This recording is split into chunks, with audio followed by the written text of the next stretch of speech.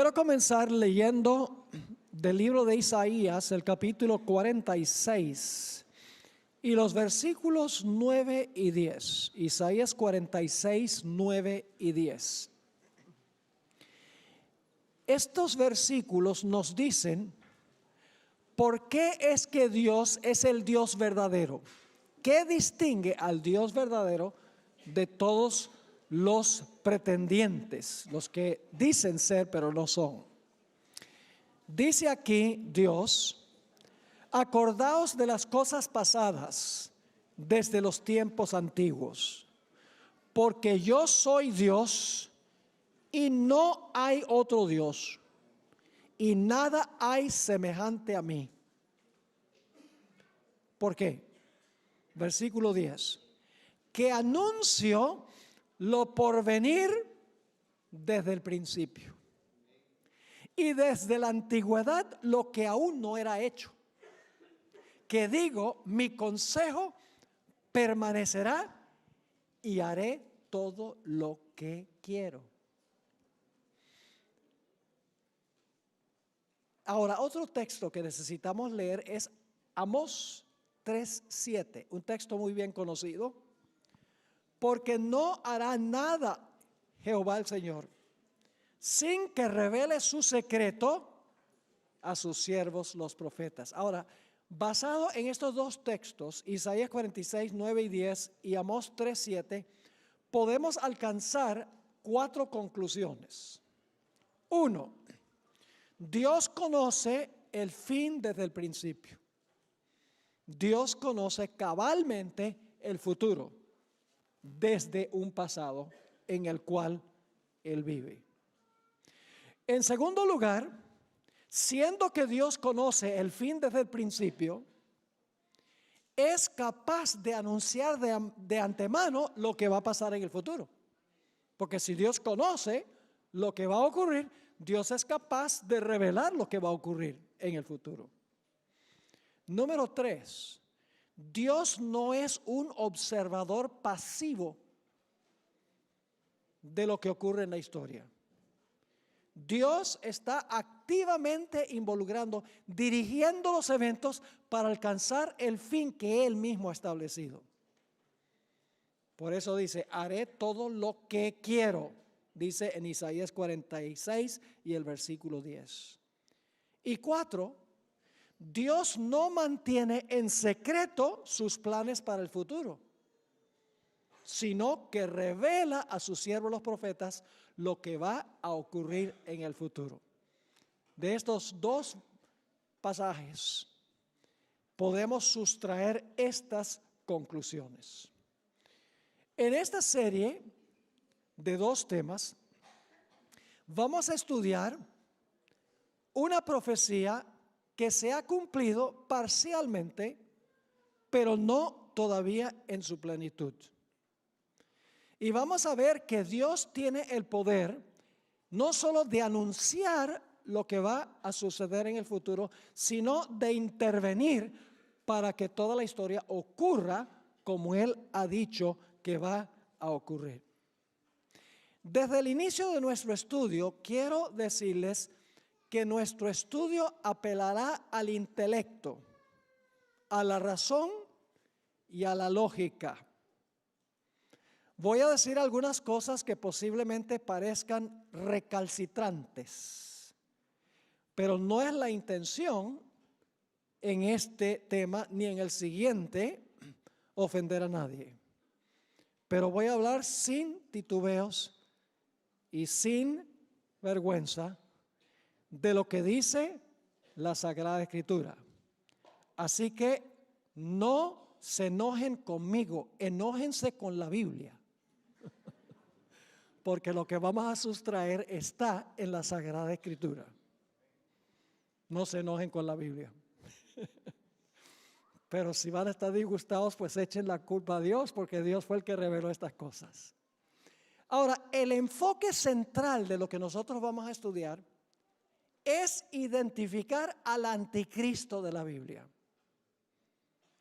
¿Y cómo el anticristo será vencido? Por Cristo Jesús. Así que al comenzar queremos formular 3 preguntas. Primero, ¿quién es el anticristo que menciona la Biblia? Segundo, ¿en cuál etapa de la historia se levanta este poder que se conoce como el anticristo? ¿Cuándo? Y finalmente, ¿qué características o cualidades tendrá el anticristo y cómo se comportará? Son las 3 preguntas que queremos contestar. ¿Quién es? ¿En cuál etapa de la historia se levanta? ¿Y qué cualidades o características tiene el anticristo? Ahora, a través de la historia, muchas personas han procurado identificar al anticristo, pero al fin resultan chasqueados. Parece que cada vez que se levanta un personaje malévolo, hay cristianos que dicen, ese es el anticristo. Déjenme darles una lista de las personas que hasta ahora los cristianos han dicho que eran el anticristo, pero el tiempo pasó y no fueron. Algunos pensaban que el anticristo era Benito Mussolini, quien fue el primer ministro de Italia desde 1922 a 1943, pero ese murió colgado. No fue. Otros decían Hitler, seguro, es el anticristo, decían algunos cristianos. Era el Führer de Alemania desde 1934 a 1945. Más adelante algunos dijeron el Ayatollah Khomeini, quien fue el fundador de la República Islámica de Irán y que dirigió en el año 1979 la revolución que derrocó al Shah de Irán. Más adelante algunos decían que posiblemente era Yasser Arafat, el fundador de la Organización para la Liberación de Palestina, muerto. Otros pensaban que posiblemente era Henry Kissinger, el secretario de Estado en la época pasada, la época del presidente Bush y del presidente Nixon. Otros identificaron a Saddam Hussein. Tengo un libro completo escrito por un cristiano donde dice Saddam Hussein, mientras estaba vivo, es el anticristo de la Biblia. Más recientemente vi un video a donde por 2 horas el que preparó el video dice el anticristo es Barack Obama. Y aún más recientemente leí un artículo donde el autor dice el anticristo es Donald Trump. ¿Acaso tenemos que adivinar quién es el anticristo? ¿Acaso que cada vez aparece un personaje malévolo, ese es el anticristo? Esa no es la forma de estudiar la Biblia. Hay que estudiar la Biblia con disciplina. El concepto que tiene la mayoría de los cristianos conservadores, los evangélicos, los carismáticos hoy, es que el anticristo va a ser un personaje bien malo que se va a levantar después del rapto de la iglesia. Va a reconstruir el templo de Jerusalén. Se va a sentar en el templo, haciéndose parecer Dios. Va a construir una estatua bien grande, una imagen, y va a mandar a todos a adorar a esa imagen. Y le va a poner a la gente un tatuaje en la frente o en la mano. Y todos los cristianos miran allá al Medio Oriente y dicen, hay que estar mirando allá porque allá va a aparecer el anticristo. Obviamente ninguno de estos personajes fueron el anticristo. La Biblia nos dice cuándo se iba a levantar el anticristo, a dónde se iba a levantar y qué características tendría. En esta presentación, al igual que la siguiente, haremos un estudio disciplinado, sistemático, cuidadoso, contextual. No vamos a adivinar ni a especular en cuanto a quién es el anticristo, que se le llama en la Biblia el cuerno pequeño y la bestia. Sencillamente lo que vamos a hacer es trazar la gran cadena profética. Y viendo la secuencia en la cadena, sabremos exactamente cuándo y dónde se levantó el anticristo, porque ya está presente en el mundo, y cuáles son sus características. Elena White, en el libro La Educación, página 161, escribió lo siguiente: la historia que el gran yo soy ha trazado en su palabra, al unir los eslabones de la cadena profética desde la eternidad pasada hasta la eternidad futura, nos dice dónde estamos hoy en el transcurso de los siglos y qué es lo que se puede esperar del futuro. Todo lo que la profecía anunció que sucedería hasta el presente ha sido registrado en las páginas de la historia, y podemos estar seguros de que todo lo que falta se cumplirá en su orden. La gran cadena profética comienza en los días cuando escribió el profeta, y los eventos se cumplen en sucesión continuada sin interrupción hasta el establecimiento del reino eterno de Cristo Jesús. Ahora, permítame decirles algo sobre la interpretación de los símbolos de la Biblia.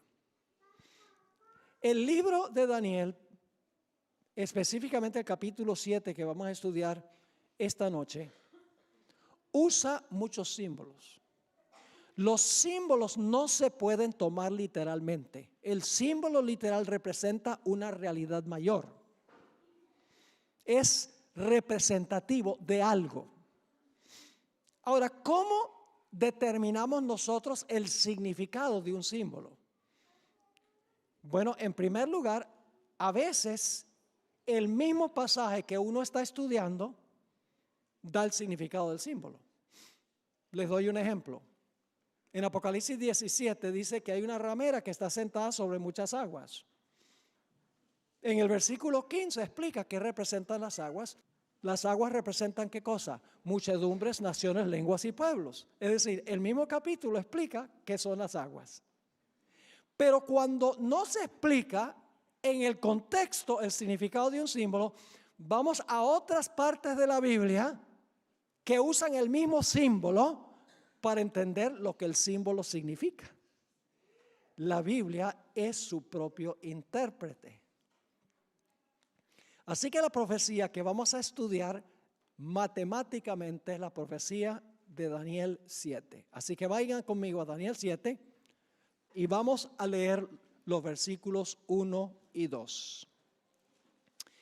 En el primer año de Belsasar, rey de Babilonia, tuvo Daniel un sueño y visiones de su cabeza mientras estaba en su lecho. Luego escribió el sueño y relató lo principal del asunto. Daniel dijo: miraba yo en mi visión de noche, y he aquí que los 4 vientos del cielo combatían en el gran mar. Así que pueden imaginarse esto: los vientos están soplando en el gran mar. Más o menos las olas agitadas como las que pegaron aquí en Barcelona hace poco tiempo. Que es algo que no se había visto nunca, ¿verdad? O por lo menos en años recientes no se había visto eso. Así que imagínense los vientos agitando el mar. Ahora, ¿qué representan vientos y mar? No lo dice Daniel 7. Así que hay que ir a otros versículos de la Biblia que explican lo que representa el mar. Vayan conmigo a Isaías 17 y el versículo 12. Isaías 17, 12. Dice: hay multitud de muchos pueblos que harán ruido como ¿qué? Como estruendo del mar. ¿Qué representa el estruendo del mar? Muchos pueblos. Y luego dice: y murmullo de naciones que harán alboroto como bramido de ¿qué? de muchas aguas. Entonces, ¿qué representa las aguas del mar agitadas que hacen estruendo? Representan naciones, como dice esto, o muchos pueblos que están en son de guerra, en son de conquista, una nación peleando con otra nación. Es decir, lo que va a ver Daniel en este sueño es una serie de naciones que están luchando por la supremacía del mundo. Vamos al versículo 3 de Daniel 7. Dice, y 4 bestias grandes, diferentes la una de la otra, subían del mar. Así que quiero que se imaginen 4 bestias que suben del mar, una después de otra. Es decir, todas las 4 no suben al mismo tiempo. Sube una, luego sube la otra, luego sube la otra, etcétera. Ahora, ¿recuerdan la profecía que estudiamos de Daniel el capítulo 2 anoche? ¿Cuántos metales tenía la imagen? La imagen tenía 4 metales. Cabeza de oro, pecho y brazo de plata, vientre de bronce, piernas de hierro y luego los pies. Tenía una mezcla de hierro y barro. ¿Y cuántos dedos? 10 dedos de los pies, con una mezcla de hierro y barro. Y luego la roca pega en los pies de la imagen, desmenuza todo y se convierte en un monte que es el reino eterno de Cristo Jesús. Así que dice en el versículo 3, y 4 bestias grandes, diferentes la una de la otra, subían del mar. Ahora, ¿qué representan estas bestias? ¿Qué simbolizan estas bestias? No tenemos que adivinar, porque el mismo capítulo 7 explica qué representan las bestias. Noten el versículo 17 de Daniel 7. Aquí está la explicación de lo que representan las bestias. Dice, estas 4 grandes bestias son ¿qué cosa? 4 reyes que se levantarán de la tierra. Ahora, cuando dice 4 reyes, en realidad en Daniel hay un intercambio entre la palabra reyes y reinos, son intercambiables. ¿Cómo sabemos eso?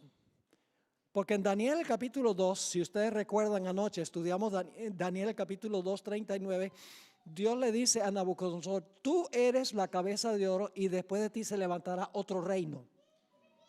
Así que Nabucodonosor es la cabeza de oro, pero él gobierna sobre el reino de Babilonia, porque después de él se levanta otro reino como el de él. ¿Me están entendiendo? Rey, reino, intercambiable, porque los reyes gobiernan sobre reinos. Ahora, hoy en día es muy común que las naciones se representen con sus mascotas. No debe sorprendernos que aquí se habla de 4 bestias que representan 4 naciones, porque hoy en día las naciones también tienen su mascota. Los Estados Unidos tiene su águila, que lo representa. Rusia, el oso. Inglaterra, el león. China, el dragón. Australia, el canguro rojo. Bangladesh, el tigre de Bengala. Canadá, el castor. Colombia, el cóndor andino. Y Francia, el gallo gálico. Son solo algunos de los países con sus mascotas. Y no se sorprendan si en Daniel 7 las naciones se representan con bestias, porque aún hoy en día es común eso. Ahora notemos la primera bestia, que sería equivalente a qué en la imagen de Daniel 2. La cabeza de oro es lo mismo que el león, porque Daniel 7 es una repetición de Daniel 2, pero con más detalle. ¿Recuerdan que anoche dijimos que Daniel 2 es el esqueleto? Ahora en Daniel 7 se le van a agregar carne y se le va a agregar más detalles. Dice en Daniel 7 y el versículo 4 lo siguiente. La primera era como un ¿qué? Como un león. ¿Y tenía qué? Alas de águila. ¿Conocen ustedes un león con alas de águila? Obviamente estamos tratando con ¿qué? Símbolos. Cada detalle es un símbolo que representa algo. Así que dice, la primera ala como león, tenía alas de águila. Yo estaba mirando hasta que sus alas fueron arrancadas. Y fue levantada del suelo y se puso enhiesta, es decir, se paró sobre los pies a manera de hombre y le fue dado corazón de hombre. Qué interesante descripción. Imagínense un león con corazón de hombre. Un león con alas, que luego le arrancan las alas. ¿Qué podría representar el león? No cabe duda que el león representa el reino de Babilonia en la época del rey Nabucodonosor. Y ustedes dicen, ¿cómo sabemos eso? Lo sabemos por lo que dice la Biblia y por lo que dice la arqueología. Los arqueólogos que excavaron la ciudad de Babilonia, descubrieron en las puertas principales esfinges de leones.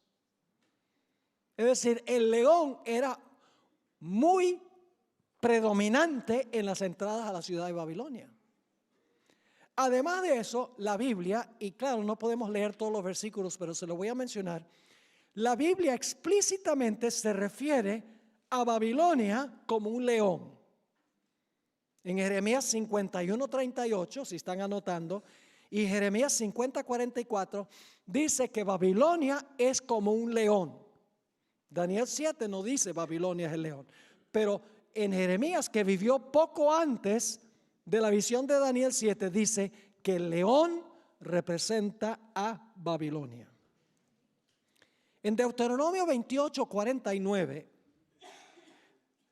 se encuentra un versículo muy interesante. Este capítulo presenta las bendiciones y las maldiciones del pacto. Es decir, en este capítulo Dios le dice a Israel, si ustedes son obedientes, estas son las bendiciones que van a caer sobre ustedes. Pero si son desobedientes, estas van a ser las maldiciones que van a caer sobre ustedes. En el versículo 49 habla de una de esas maldiciones que iba a caer sobre Israel si eran desobedientes a Dios. Y fíjense lo que dice en ese versículo. Jehová traerá contra ti, es decir, contra Israel, una nación de ¿qué? De lejos, del extremo de la tierra. Esto está hablando de Babilonia. ¿Y qué dice? Que vuele como ¿qué? Que vuele como águila, nación cuya lengua no entiendas. Es decir, que la arqueología y la Biblia nos dice que Babilonia es representado como el león y Babilonia se presenta con alas de águila en otros textos.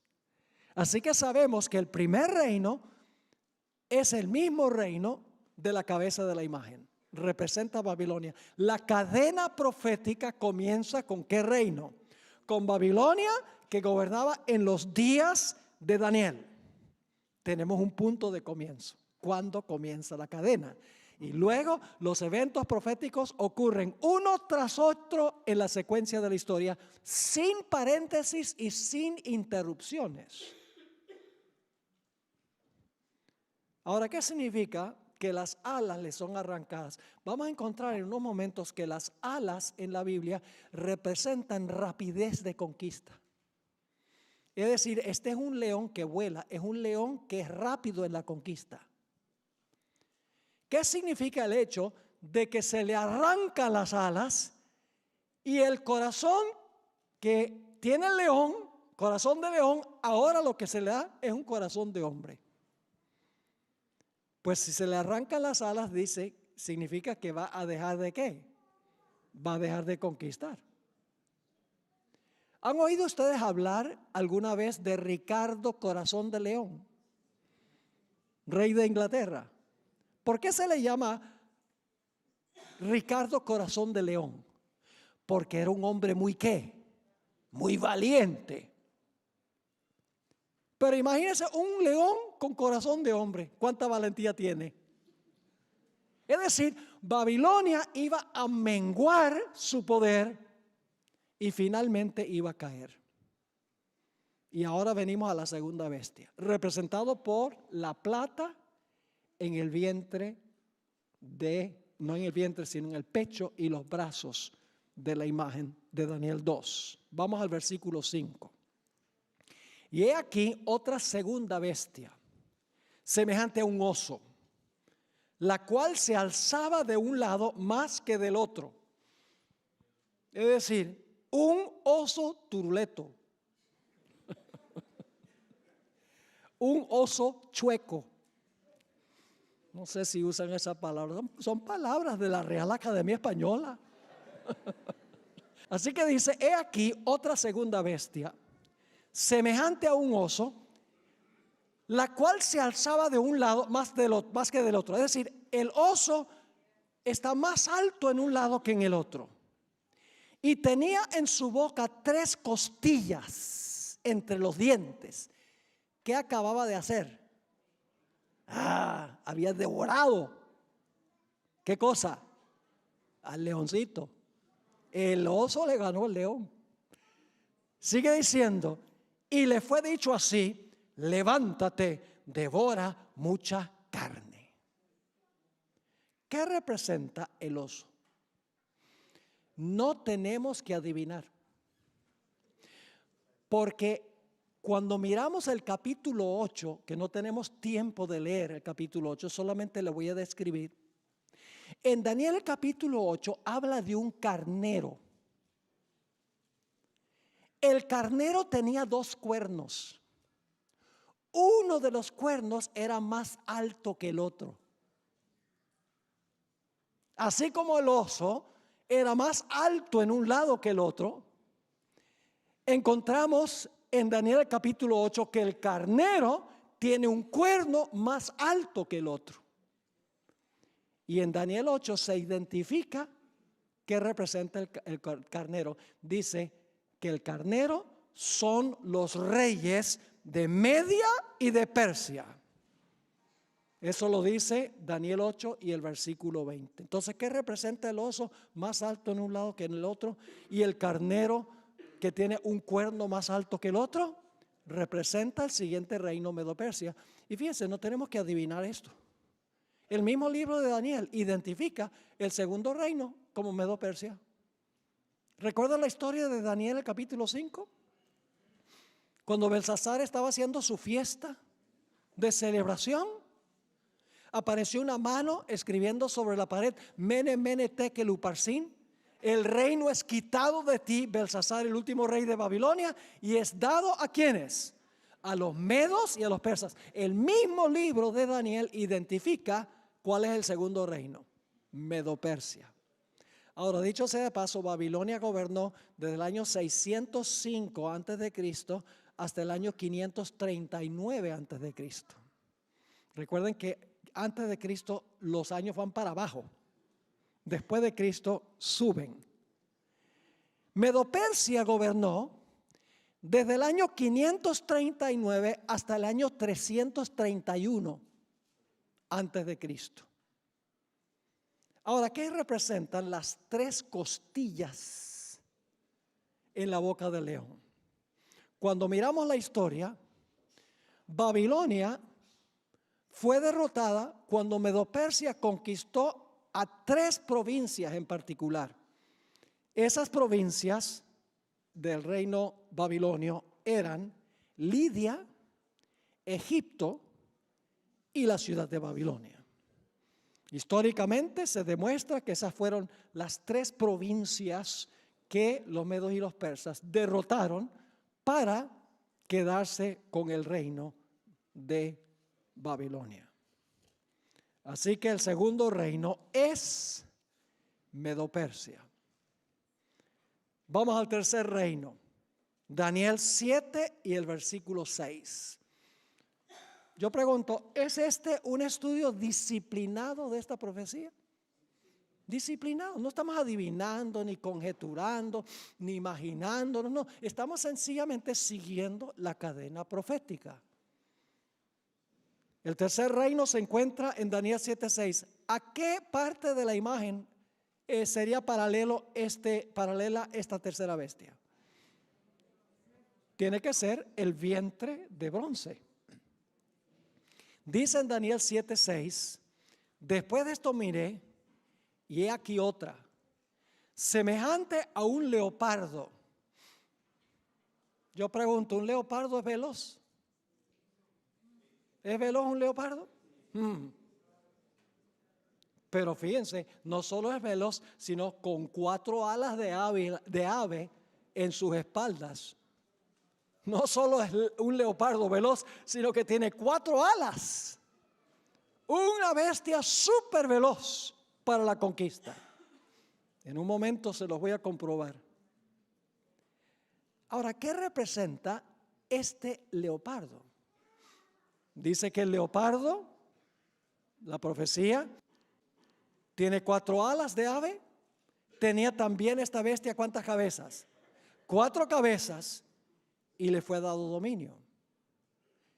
¿Qué representa esta tercera bestia, el leopardo?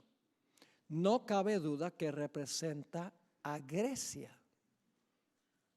No hay que ir a la historia para saber que es Grecia. El mismo libro de Daniel identifica el tercer reino como Grecia. Y ustedes dicen, ¿dónde? En el siguiente capítulo, el capítulo 8. Si ustedes leen el capítulo 8 y el versículo 5 al 8, que no vamos a leer ahora, nada más les voy a describir, van a encontrar que se habla de un macho cabrío que se levanta y acaba con el carnero. ¿Qué representaba el carnero? Medo-Persia. Y ahora viene un macho cabrío para acabar con el carnero. Y fíjense que allí dice que el macho cabrío venía tan velozmente que no tocaba tierra, como el leopardo tenía alas para volar. Y luego dice que este macho cabrío tenía un cuerno notable que se identifica como su primer rey. ¿Cuál fue el primer rey del reino griego? Alejandro Magno. Y luego dice que el cuerno notable fue quebrado y en su lugar salieron 4 cuernos. ¿Cuántas cabezas tenía el leopardo? 4. ¿Cuántos cuernos tiene el macho cabrío? 4. ¿Están viendo los paralelos? Y en Daniel 8, claramente en el versículo 20 dice que el macho cabrío representa a Grecia. Es decir, para identificar a Babilonia no hay que ir a la historia. Medo-Persia, Daniel 5 lo explica. Y Grecia, el tercer reino, lo explica claramente Daniel 8. ¿Vamos bien? Y luego tenemos, dicho sea de paso, el cuerno que se quiebra es Alejandro Magno. ¿Y qué pasó cuando murió Alejandro Magno? Pueden leerlo en la historia. Como él no tenía sucesor, él no tenía familiar a quien entregarle el reino, su reino fue dividido en 4 partes. La historia indica claramente eso, exactamente como dice la profecía de la Biblia. Pero ahora hay una cuarta bestia. Un dragón. Ahora no se le llama dragón, pero la descripción es de un dragón. Es una bestia espantosa y terrible. Y tiene dientes de hierro. ¿De qué eran las piernas? ¿Y qué clase de dientes tiene este dragón? De hierro. Vamos a leer Daniel 7 y el versículo 7. Después de esto miraba yo en las visiones de la noche, y he aquí la cuarta bestia, espantosa y terrible, y en gran manera fuerte, la cual tenía unos dientes grandes de hierro, piernas de hierro, dientes de hierro.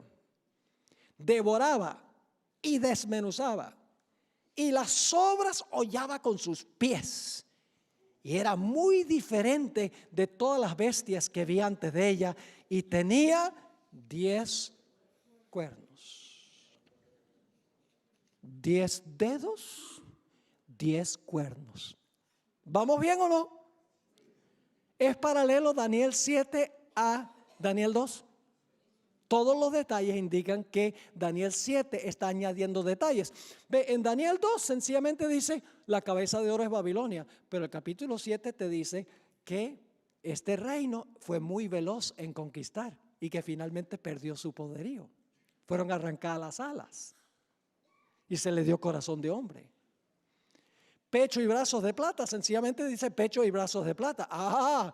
Pero en Daniel, el capítulo 7, dice que este reino, un cuerno era más alto que el otro. Y no les mencioné qué representa eso. ¿Sabe que los dos cuernos, uno más alto que el otro, representa el hecho de que este reino se iba a componer de dos reinos, los medos y los persas? Y dice que el cuerno más alto salió de último, Daniel 8. Ahora, si ustedes miran la historia, van a encontrar algo muy interesante. Los medos tuvieron los primeros 3 reyes que gobernaron sobre el reino de Medo-Persia. Después de los primeros 3 reyes, todos los demás reyes fueron persas. Y por eso, desde el capítulo 8 en adelante, ya ni siquiera se mencionan los medos. En el resto del libro de Daniel se menciona solamente los persas. Porque los persas se levantaron de último y fueron más altos que los medos. Exactamente como lo dice el texto bíblico. Ahora, ¿qué representa la cuarta bestia? La cuarta bestia representa el Imperio Romano. No tenemos que adivinar. ¿Qué reino imperaba en los días de Cristo? Así que la misma Biblia identifica el cuarto reino como ¿qué? Como Roma. Y no es coincidencia de que en Daniel, en Apocalipsis el capítulo 12, presenta a un dragón que quiere matar al niño cuando el niño nace. Y el dragón tiene 10 cuernos como el de Daniel. Es decir, el mismo libro de Apocalipsis identifica la cuarta bestia como el Imperio Romano. Pero hay algo interesante.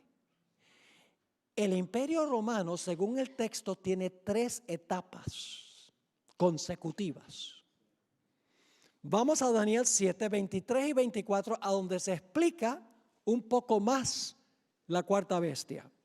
Daniel 7 y el versículo 23 y 24. Quiero que noten 3 etapas de esta cuarta bestia, consecutivas, una después de otra.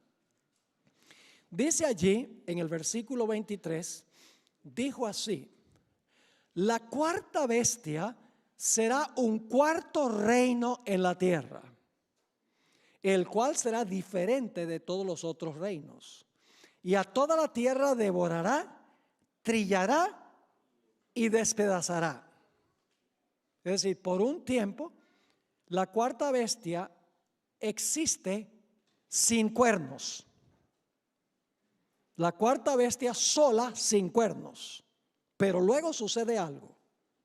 Sigue diciendo en el versículo 24, y los 10 cuernos significan que de aquel reino se levantarán 10 reyes. Ahora yo pregunto, para que los 10 cuernos se puedan levantar de la cuarta bestia, ¿tiene que existir la cuarta bestia antes que salgan los cuernos? ¿O es que los cuernos pueden salir sin que la bestia esté ahí? Primero existe el dragón y luego le salen ¿qué? Esa es la segunda etapa. Le salen 10 cuernos, porque dice nuevamente, los 10 cuernos significa que de aquel reino se levantarán. El reino existe antes que se levanten. Se levantarán 10 reyes. Y tras ellos, ¿qué significa tras ellos? Después que están completos los 10, que son los 10 dedos de los pies, ¿qué va a pasar? Tras ellos se levantará otro, el cual será diferente de los primeros, y a 3 reyes derribará. Ahora, este cuerno se conoce como el cuerno pequeño. Pero escuchen bien, cuando comenzó era pequeño, pero luego creció hasta el punto de dominar sobre los otros cuernos. Lo vamos a encontrar. quiero decirle, todos los eruditos, adventistas y no adventistas, creen que el cuerno pequeño es el anticristo. Ahora, hay diferencias en cuanto a quién es el anticristo, a dónde se va a levantar y cuándo se va a levantar. Pero todos están de acuerdo de que este cuerno pequeño representa el anticristo final. Es decir, el cuerno pequeño representa al anticristo. ¿Qué representa el cuerno pequeño? Les voy a dar 7 características del cuerno pequeño que identifican qué poder representa este cuerno. Número 1. Se levanta después que están completos los 10. ¿De acuerdo? Los 10 están y luego en medio, dice, tras ellos se levanta el pequeño. La primera característica es, se levanta después que están completos los 10 cuernos. Ahora, ¿qué representan los 10 cuernos? Representan las divisiones de lo que hoy es Europa. Cada nación con su cultura, cada nación con su idioma, cada nación con sus costumbres. Europa es el resultado de las invasiones bárbaras. Francia fue establecido por los francos, Inglaterra por los anglosajones, los alemanes por los alemani, los visigodos, ¿dónde? ¿Dónde? ¿Los visigodos? España, muy bien. Se demoraron ustedes en contestar eso. Los visigodos de España. Es decir, las naciones de Europa hoy son el fruto de la división del Imperio Romano, que en esa época se dividió en 10 reinos. Y no voy a mencionarlos ahora, pero ustedes pueden leer en los libros de historia que el Imperio Romano, como resultado de las invasiones de las tribus bárbaras, se dividió en 10 reinos. ¿Y saben cuándo estuvieron completos los 10 reinos? Los 10 reinos estuvieron completos en el año 476 después de Cristo. 476. Todos los 10 cuernos estaban ya completos en esa fecha. Así que debemos buscar un poder que se levanta después que el imperio se ha dividido en 10 reinos, después del año 476 después de Cristo. Esa es la primera característica. La segunda característica es que este cuerno pequeño tiene que haberse levantado en Europa occidental. Y ustedes dicen, ¿por qué en Europa occidental? Mejor en los Estados Unidos. Pero no, se levanta en Europa occidental. ¿Cómo sabemos eso? Porque la profecía dice que se levanta entre los 10. Y los 10 representan las divisiones de lo que fue el Imperio Romano, las naciones de Europa. Es decir, el cuerno pequeño tiene que levantarse en algún lugar de Europa occidental. Y es más, tiene que ser un poder romano. Y ustedes dicen, ¿por qué razón? Muy sencillo, porque el cuerno pequeño sale de la cabeza del dragón y el dragón representa a Roma. No solamente se levanta en Europa occidental, sino que va a ser un poder romano, porque se levanta de la cabeza de la cuarta bestia que representa a Roma. Característica número 3. Desarraigó a 3 de los 10. Es decir, había 3 cuernos que obviamente estaban opuestos al cuerno pequeño, y fue necesario que el cuerno pequeño arrancara a esos 3 para tener dominio total y completo. No podía comenzar a gobernar en forma absoluta sin antes arrancar a 3 de los 10. Así que las primeras 3 características son, en primer lugar, tiene que levantarse después del año 476 después de Cristo, cuando los 10 reinos están completos. Segundo lugar, tiene que levantarse en Europa occidental, más específicamente Roma. En tercer lugar, en la historia tiene que haber arrancado a esos 3 cuernos para subir a la supremacía. No podía gobernar supremo hasta que arrancara a esos 3 reinos.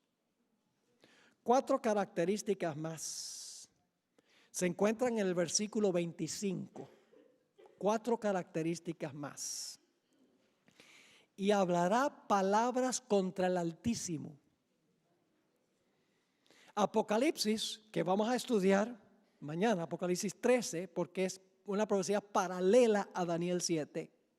Solo que en Apocalipsis 13 se le llama al cuerno pequeño la bestia, pero es el mismo poder. En realidad encontramos que Apocalipsis 13 dice que las grandes palabras que habla el cuerno pequeño, dice, hablará blasfemias contra el Altísimo. Es decir, las grandes palabras que habla contra el Altísimo el cuerno pequeño son blasfemias. Así que tenemos que identificar qué son blasfemias. ¿Cómo define la Biblia blasfemia? La siguiente característica es que iba a ser un poder perseguidor. Iba a perseguir a los fieles de Dios. Porque sigue diciendo en el versículo 25, y a los santos del Altísimo, ¿qué? Quebrantará. Que significa que los iba a perseguir a los que eran fieles a Dios. Pero no es lo más serio. Sigue diciendo, y pensará en cambiar los tiempos y la ley. Inclusive iba a profesar tener el poder para cambiar ¿qué? La ley de Dios, la ley del Altísimo.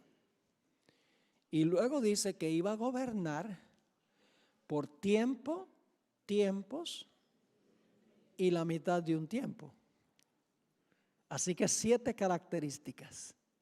1, tiene que levantarse después del año 476 después de Cristo. Segundo, tiene que levantarse en Europa Occidental de Roma. En tercer lugar, tiene que arrancar a 3 de los 10 cuernos para ascender a la supremacía. 4, va a hablar blasfemias contra el Altísimo. 5, va a perseguir a los fieles de Dios. 6, iba a pensar que podía cambiar la ley de Dios.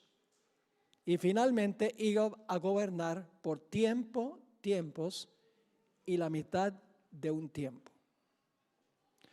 Para aquellos que no son adventistas que están aquí en esta tarde, no quiero que se ofendan con lo que voy a decir ahora. No estoy hablando de ustedes como individuos. Aquí estamos hablando es de imperios, de naciones. Estamos hablando de sistemas, no de todas las personas que se encuentran dentro de esos sistemas. Vamos a encontrar que este cuerno pequeño representa un sistema que se levantó cuando se fragmentó el Imperio Romano. Este sistema tiene muchas personas que aman a Dios, personas sinceras, personas dedicadas al Señor, pero no conocen toda la luz. Son fieles en lo que conocen, de acuerdo a la habilidad que tienen. No es lo mismo el sistema que los individuos que se encuentran dentro del sistema. Estamos hablando aquí del sistema, la organización, no de los individuos que se encuentran en esa organización. En la Biblia se le da diferentes nombres a este sistema. En Daniel 11 se le llama el rey del norte. Vamos a estudiar la profecía de Daniel 11, especialmente los últimos versículos, en uno de los últimos temas, en 2 partes. Apocalipsis 17 se refiere a este sistema como la ramera. En 2 Tesalonicenses 2 se le llama el hombre de pecado, que es un sistema como Judas.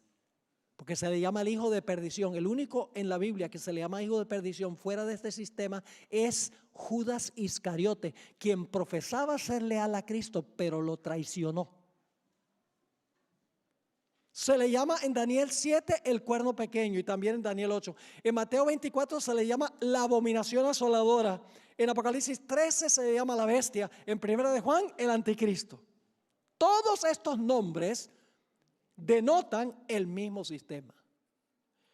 Ahora alguien podrá decir, pero pastor, ¿cómo puede usted distinguir entre un sistema y la gente que está dentro de ese sistema? Si los individuos están dentro del sistema, entonces son parte del sistema, ¿verdad? No necesariamente. Les voy a dar ahora una ilustración para que se den cuenta que un sistema puede ser apóstata sin que todos los que están en el sistema sean apóstatas. Voy a hablarles por unos momentos de la iglesia judía de la época de Cristo. Yo pregunto, ¿el pueblo judío era apóstata en los días de Cristo? Sí, Señor. ¿Qué hicieron? El Sanedrín. El Sanedrín condenó a Jesús a muerte. Los líderes espirituales tenían al pueblo engañado. Es decir, como entidad, como organización, como iglesia, era apóstata. Pero no todo el que estaba dentro del sistema era apóstata. Jesús denunció a este sistema, mucho más fuerte que lo que yo voy a denunciar, el sistema del anticristo. Jesús se refirió a ellos como hipócritas, asesinos, guías ciegos, sepulcros blanqueados, generación de víboras y serpientes. Wow, no muy políticamente correcto. Y luego Jesús dijo, ¿cómo escaparéis al castigo del infierno? Y les dijo, el reino será quitado de vosotros y dado a gente que produzca los frutos. Jesús condenó el sistema apóstata, pero no todo el que estaba en el sistema era apóstata. En ese sistema estaban los 12 apóstoles, un remanente fiel. En ese sistema estaba Nicodemo, que se convirtió a Jesús. En ese sistema estaba José de Arimatea, el que le dio el sepulcro para sepultar a Jesús. En ese sistema estaba el sabio Gamaliel, profesor del apóstol San Pablo. Y en ese sistema estaba inclusive Saulo de Tarso. Y en el día del Pentecostés, 3,000 laicos salieron del sistema y se unieron a la iglesia cristiana. Yo pregunto, ¿es posible que un sistema sea apóstata sin que todos los individuos en el sistema sean apóstatas? Sí. Así que aquí nosotros vamos a hablar es de sistemas, de una organización apóstata, no de los individuos en ese sistema. Así que no se sientan aludidos si no son adventistas del séptimo día. Los amamos y los queremos. Y Dios los trajo aquí con un propósito muy especial esta tarde. Ahora surge la pregunta, ¿qué sistema representa este cuerno pequeño? Vamos a mirar las características. Vamos a mirarlas más detenidamente ahora. En primer lugar, dijimos que el cuerno pequeño se levanta después de ¿qué fecha? Después del año 476 después de Cristo, porque tenían que estar los 10 reinos completos cuando el cuerno pequeño se levantó, porque se levanta entre los 10 cuernos. Si vamos a la historia, vamos a notar que las tribus bárbaras invadieron desde el norte lo que había sido el Imperio Romano, se parcelaron lo que era el Imperio Romano y como les mencioné, el resultado son las naciones de Europa que nosotros conocemos hoy. Ahora hay diferentes números ahora, pero estamos hablando del momento cuando el imperio se dividió en aquella época. No estamos hablando de Europa en este tiempo, pero los diferentes idiomas de Europa, las diferentes culturas de Europa, indica de que estas naciones fueron establecidas por diferentes tribus bárbaras. Ahora, el último emperador del Imperio Romano Occidental fue un individuo con el nombre de Rómulo Augustelo.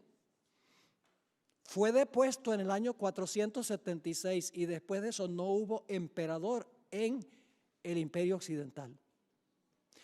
Los historiadores nos dicen que lo que fue el Imperio Romano estaba en una situación desastrosa en el año 476. Todo desmoronado, violencia, guerras. Y las naciones bárbaras buscaron a alguien que pudiera poner ley y orden. Y yo puedo leerles citas de autores católicos donde ellos dicen esto. Como todo estaba en desorden, ellos apelaron al Papa, que en ese tiempo se conocía como el obispo de Roma, y les dijo, no solamente debes gobernar sobre la iglesia, sino que también debes poner orden en la esfera civil. Y ahí comenzó el gobierno de iglesia y estado del papado. ¿Recuerdan los pies de la imagen? ¿Cuántos dedos? 10. Después están completos los pies con 10 dedos y el hierro está ahí porque es una continuación del hierro de las piernas. Se le añade, ¿qué cosa? Se le añade barro. ¿Y qué representa el barro según estudiamos? Representa la iglesia. ¿Y qué representa el hierro? El poder civil. Iba a unirse la iglesia con el Estado. Y en Daniel 7, entre los 10 cuernos, se levanta un cuerno pequeño que claramente es religioso, pero gobierna sobre los cuernos que son reinos civiles. Así que el papado sí se levantó. Ese es el sistema que profetiza esta profecía de Daniel 7. El papado se levantó después del año 476. Característica número 2. ¿Está Roma en el Imperio Occidental? ¿Está Roma en Europa Occidental? Sí. ¿Específicamente Roma? Yo pregunto, ¿el cuerno pequeño tiene que ser romano? ¿Por qué? Porque el cuerno pequeño sale de la cabeza del dragón y el dragón es Roma. Ahora, hablemos sobre el papado un momento. ¿Cuál es el nombre del papado? Iglesia Católica Apostólica Romana. ¿Cuál es su localidad geográfica? Roma. ¿Cuál es su idioma? Latín, el idioma del Imperio Romano. ¿Qué números usa? Pueden ver los monumentos en el Vaticano, números romanos. ¿Cómo es la arquitectura? Romana. ¿De dónde adquirió su religión? Ojalá tuviera tiempo de hablar de eso. Su religión la obtuvo de los paganos. Específicamente el día del sol. Constantino era un pagano que adoraba el invencible sol. Y así penetró la observancia del día del sol a la iglesia cristiana a través del papado. Y alguno podrá decir, porque la Biblia enseña que al final de la historia va a haber una ley dominical de que todos tienen que guardar el domingo como día de reposo.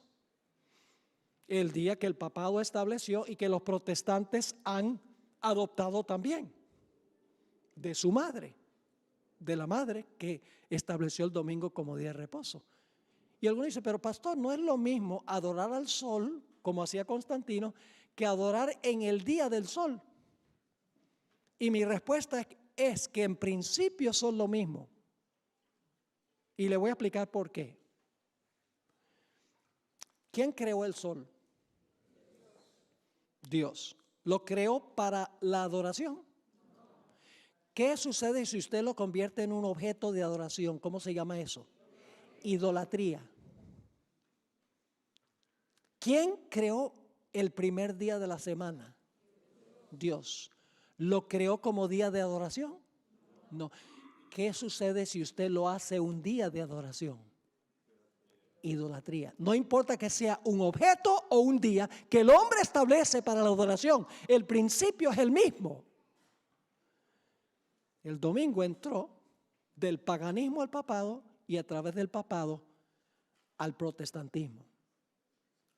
¿Saben ustedes que la organización de la Iglesia Católica es la organización del Imperio Romano, pero con diferente nomenclatura? Quiero leerles una cita que viene de un jesuita, Malachi Martin, en su libro El declive y la caída de la Iglesia Romana, página 105. Escuchen lo que él dice sobre lo que pasó cuando cayó el imperio y surgió la Iglesia Romana. Y él es católico. Dice, en 3 siglos, la Iglesia Romana había transformado la organización administrativa del Imperio Romano, convirtiéndolo en un sistema eclesiástico. ¿Qué sucedió en 300 años? 3 siglos. La Iglesia Romana había transformado la organización administrativa del Imperio Romano, convirtiéndolo en un sistema eclesiástico de obispados, diócesis, monasterios, colonias, guarniciones, escuelas, bibliotecas, centros administrativos, embajadores, representantes, tribunales de justicia y un sistema de leyes detallado. Todo esto estaba bajo el control directo del Papa, de un católico que está escribiendo. Ahora escuchen esto. Su palacio romano, el Letrán, llegó a ser el nuevo Senado. Los nuevos senadores eran los cardenales. Los obispos que vivían en Roma y los sacerdotes y diáconos ayudaban al Papa a administrar este nuevo imperio. Solamente le cambiaron los nombres. En otra cita de otro historiador, Adolf Harnack, ¿qué es el cristianismo? Página 269 y 70, escribió: la Iglesia romana solapadamente tomó el lugar del Imperio Romano mundial y en verdad es su continuación. Interesante. ¿Qué está diciendo? La Iglesia romana solapadamente tomó el lugar del Imperio Romano mundial y en verdad es su continuación. El imperio no ha perecido, sino que se ha realizado una transformación. Es una creación política tan imponente como un imperio mundial, pues es la continuación del Imperio Romano. ¿Están entendiendo lo que está diciendo? ¿Cómo se llama el líder de la Iglesia romana? El sumo pontífice. ¿Saben cómo se le llamaba al emperador? Pontifex Maximus. El Papa adoptó el nombre directamente que se le atribuía al emperador romano, Pontifex Maximus. Permítame leerles esta cita, escrita por James Conroy. Es una cita escrita por un autor católico. Los católicos admiten esto. Dicen, la Iglesia romana es una continuación del Imperio Romano, solo que ahora es una iglesia unida con el poder civil. Y no tratan de esconderlo. Pero al decir estas cosas, están incriminando a la iglesia, de acuerdo a lo que dice la profecía. Dice lo siguiente: ahora que el poder temporal de los pontífices romanos es asunto del pasado, y el líder de la iglesia bajo el alto cielo se ve obligado a depender por su mantenimiento de la generosidad de sus hijos espirituales en todo el mundo, y ahora que un usurpador ocupa el trono sobre el cual gobernó el Papa por 1000 años, mientras que su legítimo dueño se halla prisionero en su propia ciudad, sería de interés desde muchos puntos de vista que comparemos cómo eran la gente y la ciudad de Roma antes de 1870 y lo que son hoy. Ahora, necesito explicarles algo sobre el año 1870. En 1870, ¿hay alguien aquí que es italiano? No tenemos ningún italiano ni italiana. Hasta el año 1870, Italia se componía de un montón de pequeños países. No era una nación unida. Pero el emperador Víctor Emanuel unificó a Italia en la nación que existe hoy. Es decir, le confiscó, es como una segunda herida mortal que recibió el poder papal después de la Revolución Francesa, se le confiscaron todos sus estados papales en Italia. Y el Papa en protesta se encerró en el Vaticano, no salió del Vaticano ningún Papa, sino hasta 1929. Se declararon prisioneros del Vaticano. A eso se está refiriendo esto. Sigue diciendo, hace mucho tiempo, cuando por causa de la negligencia de los emperadores romanos, el imperio occidental quedó a la misericordia de las multitudes bárbaras, los romanos buscaron a un individuo que los ayudara y protegiera y le pidieron que gobernara sobre ellos. De este modo sencillo comenzó la soberanía temporal de los papas.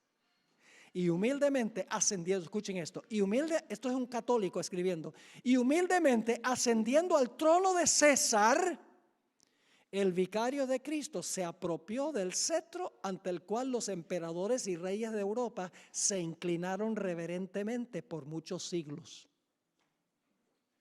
Lo hicieron por respeto a la dignidad de su cargo y también porque era el único mediador que ellos reconocían en medio de sus interminables guerras. Tengo muchísimas citas. Tengo decenas de citas que ustedes pueden conseguir en nuestra página web, donde escritores católicos dicen, sí, en ese tiempo las tribus bárbaras le pidieron al Papa que pusiera orden en el imperio. Así que la segunda característica también le cuadra al papado. Se levantó en Europa Occidental, más específicamente en Roma. Todas sus características son romanas. Continúa en forma dividida, como iglesia y Estado, lo que antes había sido el imperio romano. La tercera característica es que el cuerno pequeño iba a arrancar a 3 de los cuernos. La historia es muy interesante. Resulta que de los 10 reinos que existían en Europa, había 3 que eran rebeldes a la autoridad del obispo de Roma. Los érulos, los vándalos y los ostrogodos. El cuerno pequeño o el papado no podía gobernar soberanamente mientras esos 3 reinos se oponían al cuerno pequeño, al papado. Así que el Papa influyó sobre el emperador para que el emperador Justiniano se lanzara en contra de los érulos. Y en el año 493 los érulos fueron arrancados de raíz. No hay una nación en Europa hoy que desciende de los érulos. Fueron arrancados de raíz. Daniel, el capítulo 7, dice que los 3 cuernos fueron arrancados de raíz. Pero luego quedaban todavía los vándalos. Pero en el año 534, el general Belisario, general de las tropas de Justiniano, fue y derrotó a los vándalos. Y hoy en día no hay ninguna nación que descienda de los vándalos. Fueron arrancados de raíz. Y en el año 538, el mismo emperador Justiniano envió sus ejércitos y le dieron un golpe mortal a los ostrogodos. El último reino había caído. Por eso creemos que el papado tuvo oficialmente su comienzo de dominio sin oposición en el año 538, cuando el último cuerno fue arrancado. Porque antes de eso no podía, ¿qué? No podía gobernar absolutamente. Hay una cita de un escritor secular que cita el decreto que dio Justiniano. Justiniano, esto está en el Código de Justiniano, que fue la ley oficial del Imperio Romano hasta el Código Napoleónico en el tiempo de Napoleón Bonaparte. Dice, por eso el emperador, por eso nos hemos esforzado por unir a todos los sacerdotes de Oriente y sujetarlos a la sede de su santidad. Es decir, el emperador está diciendo, estamos influyendo sobre los obispos para que obedezcan la autoridad del Papa. ¿Y por qué el poder civil tiene que hacer eso? Sigue, porque usted, dice el emperador del Papa, usted es la cabeza de todas las santas iglesias y haremos todo lo que esté a nuestro alcance para aumentar el honor y la autoridad de vuestra sede. Así que el papado cumple la tercera característica. ¿Qué de blasfemia? Dice que el cuerno pequeño iba a hablar blasfemias contra el Altísimo. Tenemos que buscar en la Biblia la definición de blasfemia. ¿Qué es blasfemia? Hay dos textos que nos ayudan a entender qué es blasfemia. Marcos 2:7. El Señor Jesucristo le dijo a un paralítico, tus pecados te son ¿qué? Tus pecados te son perdonados. ¿Tenía Jesús derecho de perdonar pecados? Sí, él sí. Pero los fariseos pensaban que él tenía derecho de perdonar pecados. No. Cuando Jesús dice tus pecados son perdonados, ¿qué dijeron los líderes judíos? Este habla blasfemia. ¿Quién puede perdonar pecados sino Dios? El papado profesa tener autoridad para perdonar pecados. Lo único que tienen que hacer es ir a cualquier catedral y van a encontrar el confesionario, donde la gente va a confesar sus pecados, al sacerdote, a un sacerdote humano. ¿A quién debemos confesarle nuestros pecados? Solamente a Jesús. Y Jesús nos representa ante Dios. Pero el cuerno pequeño dice que iba a hablar blasfemias. Una definición de blasfemia es decir que un mero hombre tiene el poder de perdonar pecados. Hay otra cita, Juan 10 y el versículo 33. Juan 10 y el versículo 30 al 33, donde nos dice algo más en cuanto a lo que significa blasfemia. Dice allí, Jesús declara unas palabras revolucionarias. Dice, yo y el Padre uno somos. Los judíos no les gustó eso. Entonces los judíos volvieron a tomar piedras para apedrearle. Jesús le respondió, muchas buenas obras os he mostrado de mi Padre, ¿por cuál de ellas me apedreáis? Le respondieron los judíos diciendo, por buena obra no te apedreamos, sino por la blasfemia, porque tú siendo hombre te haces Dios.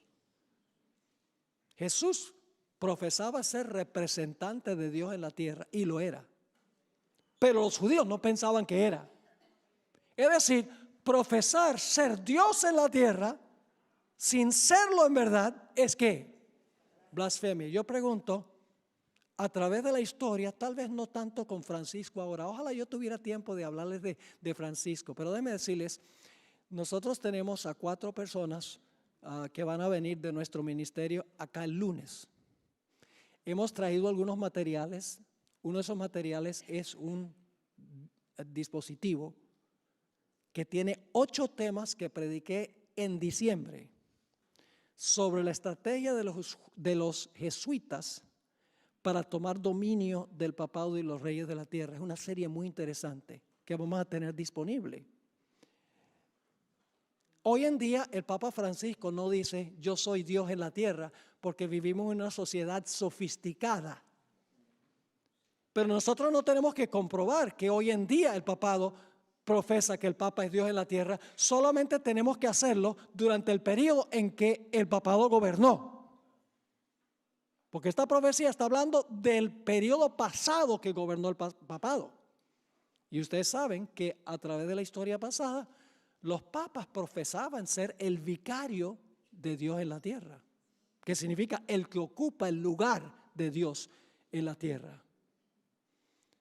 Es interesante que el Papa Francisco, tal vez algunos de ustedes recuerdan esto, el Papa Francisco desde diciembre 8 del 2015 a noviembre 20 del 2016 lo proclamó el año de la misericordia. Y dijo que los que pagaran cierta penitencia se les iban a perdonar sus pecados, inclusive a las mujeres que han abortado bebés. Es decir, el Papa dando absolución del pecado. Eso es lo que la Biblia define como blasfemia. Dice también, característica número 5, que este sistema iba a perseguir a los santos del Altísimo. ¿Persiguió el papado durante su periodo de apogeo a los fieles de Dios? Sí, Señor. ¿Han oído hablar del santo oficio de la Inquisición? Sí, ¿han escuchado españoles? Aquí donde tuvo el origen. ¿A quiénes perseguían? A judíos, musulmanes y herejes. Los quemaban en la hoguera. Los torturaban. En un momento les voy a mencionar algo más sobre eso. Juan Pablo II escribió un documento donde pedía perdón por todas las persecuciones que el papado ha lanzado en contra de la gente. Francisco I hizo un viaje a Torre Pellice, en el Piamonte, en Italia, y allá se reunió con los valdenses que fueron salvajemente perseguidos y les pidió perdón por todas las persecuciones que el papado había lanzado en contra de los valdenses, admitiendo que en verdad la iglesia apóstata persiguió a los que no estaban de acuerdo con ella. Hubo un español con el nombre de Juan Antonio Llorente que trabajó en la Inquisición, escribió varios tomos español. Todavía se pueden conseguir esos tomos donde él describe en detalle todo lo que hizo la Inquisición en España. Es una historia lóbrega y triste.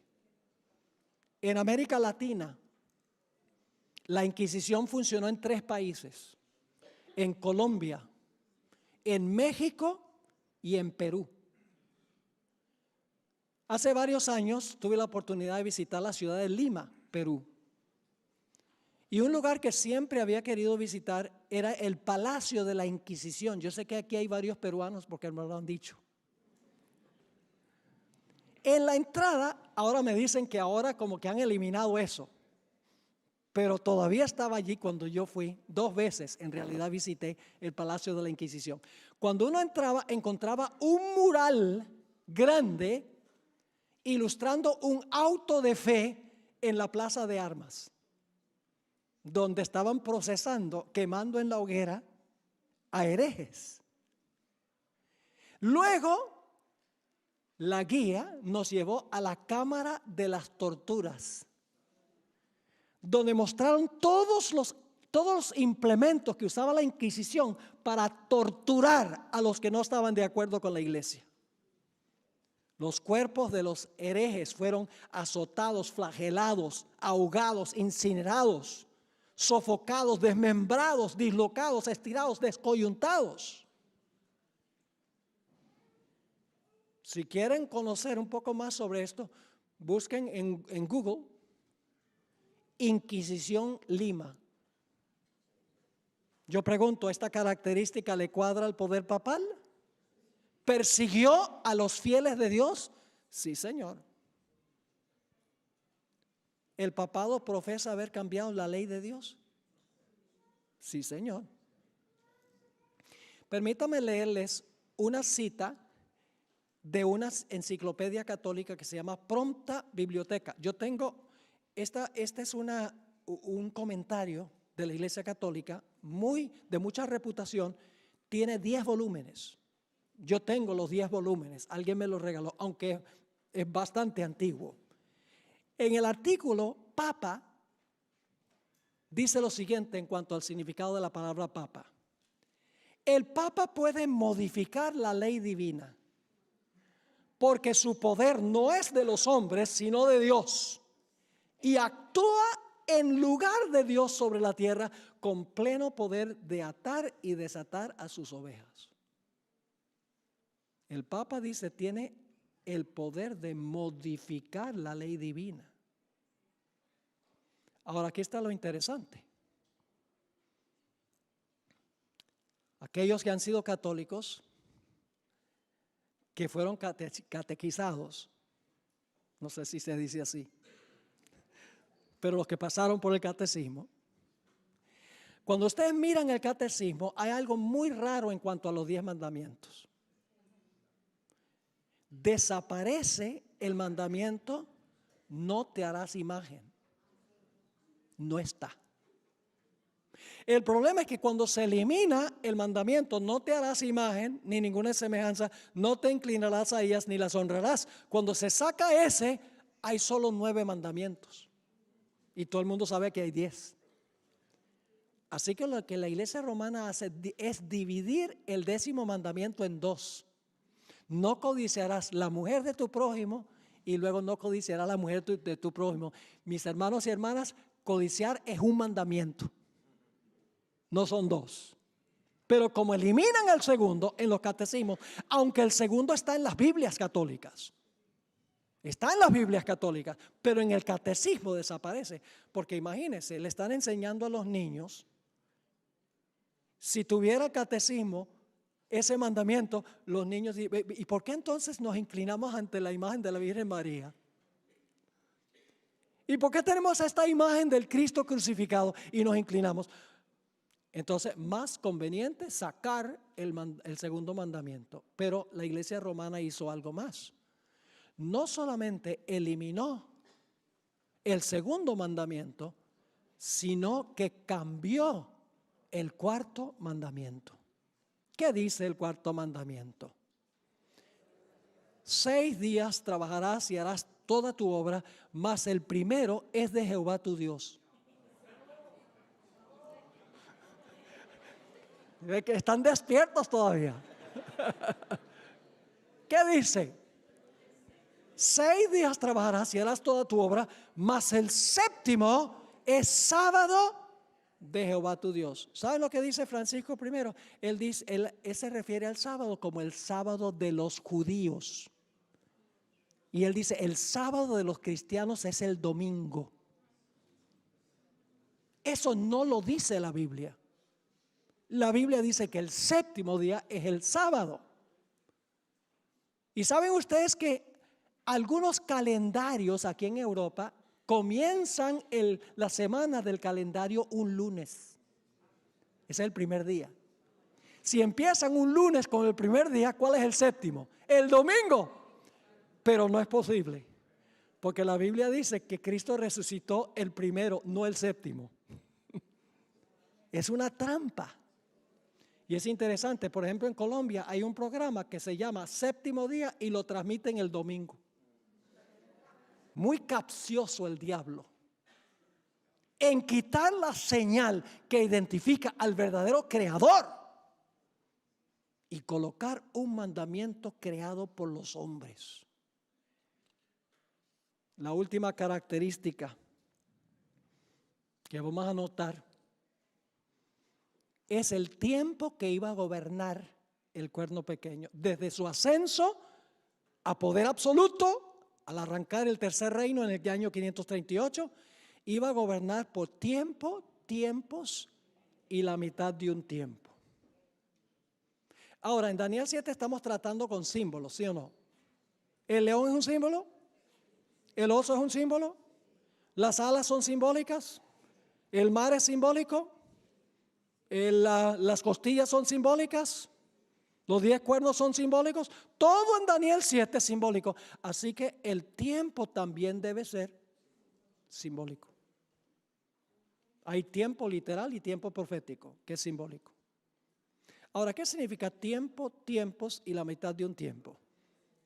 Bueno, la palabra tiempo significa un año.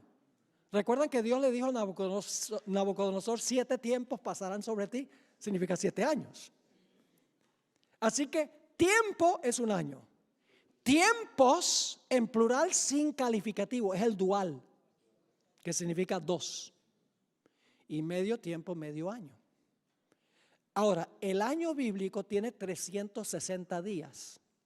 No tengo tiempo de comprobarles eso, lo puedo comprobar de Génesis el capítulo 8. Que el año tiene 360 días y el mes tiene 30 días. Así que hagamos la multiplicación. 3 años y medio, 3,5, por 360, ¿cuánto da? 1260 días. Ahora, por si acaso no se convencen con eso, en Apocalipsis 13, que será nuestro estudio mañana en la noche, paralelo a esta profecía, dice que la bestia iba a gobernar 42 meses. ¿Cuántos son 42 meses? ¿Cuántos días? Si cada mes tiene 30 días, multiplican ¿qué cosa? 42 por 30, ¿cuánto les da? 1260. Y por si acaso todavía tienen problemas con eso, en Apocalipsis 12 dice que los fieles de Dios iban a ser perseguidos por 1260 días. 3 formas que la Biblia lo presenta: tiempo, la mitad de un tiempo, 42 meses y 1260 días. Claramente, este periodo de tiempo es simbólico. En la Biblia, un día literal equivale a un año. Tomemos, por ejemplo, las 70 semanas. ¿Las 70 semanas son semanas de días o son semanas de años? Semanas de años. 70 semanas por 7 días cada semana, ¿cuánto da? 490 años, que nos llevan hasta el tiempo del Mesías. No pueden ser literales. 490 días literales, todavía estamos en el reino de Medo-Persia. Obviamente, en la Biblia un día equivale a un año. El sabor es simbólico. No solo todo lo que está en este capítulo es simbólico, sino tiene un sabor simbólico. Es decir, el papado iba a gobernar durante su periodo de dominio por 1260 años. ¿Que comienzan en qué fecha? En el año 538, cuando fue arrancado el último cuerno. Y el papado ahora podía gobernar soberano. No podía gobernar soberano mientras hubiese oposición. Así que tenemos que ir desde el año 538 hacia adelante. ¿Cuánto tiempo? 1260 años. ¿Y a qué fecha nos lleva el final de 1260 años? 1798. Tiene que haber ocurrido algo monumental en el año 1798. ¿Qué sucedió? El general Berthier, general de las tropas de Napoleón Bonaparte, entró al Vaticano. Más específicamente, entró a la Capilla Sistina. El Papa estaba celebrando el aniversario de su coronación como Papa. Fue bajado de su trono, le quitaron el cetro, le quitaron la tiara, la triple corona de la cabeza y le dijeron: tu dominio ha terminado. Y el Papa fue llevado cautivo, fue a varias ciudades y finalmente murió en la ciudad de Valence, en Francia, en 1799. Francia le retiró el poder civil al poder romano. Y después de esto, nación tras nación en Europa hizo lo mismo. Y se formaron los gobiernos democráticos del mundo occidental. Ahora termino con esto. Hay una cuarta etapa de este poder. No se menciona en Daniel 7. Daniel 7 nos lleva nada más hasta el año 1798, el fin de los 1260 años. Pero en Apocalipsis 13:3 dice que la bestia, que es lo mismo que el cuerno pequeño, esto lo estudiamos mañana en la noche, la bestia, dice, recibió una herida mortal. ¿En qué fecha? 1798, pero su herida mortal fue. Hoy estamos viendo el sanamiento de la herida del poder papal, inmiscuyéndose con los gobiernos civiles del mundo, este papa ecuménico. Especialmente tratando el tema del cambio climático, que es una pasión de los gobernantes del mundo, al igual que de Francisco I. La pobreza, la inmigración, todos estos asuntos son los tópicos de conversación del Papa y de los gobernantes del mundo. El Papa quiere echarse al bolsillo los gobernantes para usar el poder civil para hacer lo que el papado hizo con el poder civil durante el periodo de su dominio. ¿Les quedó claro lo que estudiamos esta noche? Matemático, nada de especulación. La cadena profética, vamos a repasarla. Babilonia, Medo-Persia, Grecia, el Imperio Romano. Se divide el Imperio Romano en 10 reinos. Sale un cuerno pequeño, arranca 3 y llega a gobernar sobre todos 1260 años. Dice que tiene poder para perdonar pecados. Dice que tiene el representante de Dios en la tierra. Persigue a los que no están de acuerdo con ella. Se levanta en Roma, es un poder romano. Gobierna por 1260 años. Todas las características caben con un solo poder. Y es el papado romano. Ahora, si no regresa mañana, solamente van a tener la mitad de la historia. Porque mañana vamos a hablar de qué fue lo que le dio la herida mortal al papado. El papado fue herido con la espada. Tenemos que entender qué significa la espada. Así que no se pierdan el próximo emocionante episodio. Mañana en la noche. Oremos. Padre Celestial, gracias te damos por la palabra profética más segura. Gracias porque no tenemos que especular ni adivinar. Gracias porque has establecido este método histórico donde podemos seguir la secuencia de los reinos y saber exactamente qué representa cada uno de estos símbolos. Señor, posiblemente hay personas aquí esta noche que para ellos esto es una sorpresa. Te ruego, Señor, que tú impresiones su corazón para que sepan que no estamos criticándolos a ellos como individuos, sino que estamos hablando de un sistema. Y que tú llamas a tu pueblo a salir de ese sistema, salir de ella, pueblo mío. Gracias te damos por tu compañía. Pedimos que nos continúes bendiciendo durante el transcurso de esta semana. Te lo imploramos en el nombre precioso de Cristo, nuestro amante Salvador. Amén.